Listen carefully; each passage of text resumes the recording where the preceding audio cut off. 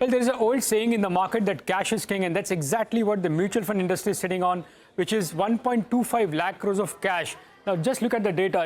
As I said, they're sitting on nearly 5% is the average cash levels, but in absolute terms, the cash levels is 1.25 lakh crores. And add to this, every month you're seeing an SIP of 21,000 crores. So that's the kind of liquidity the domestic mutual funds are sitting on at this point in time.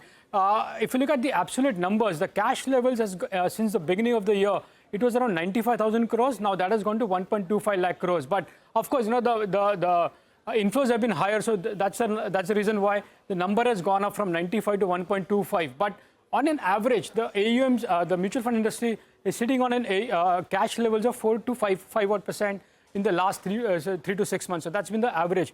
But the next table is going to be quite interesting. What are among the mutual fund industry, who are the most aggressive ones in terms of having a cash call?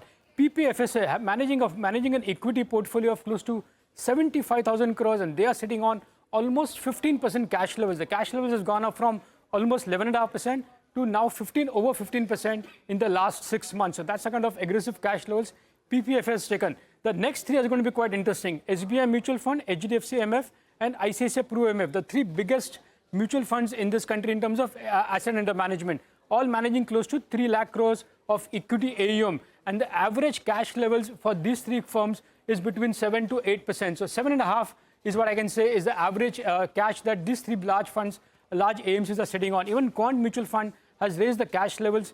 They are sitting on almost 81,000 crores of equity. Their cash levels have gone up from 3.8 to nearly 5% now. So that's the kind of cash which the mutual fund industry is sitting on.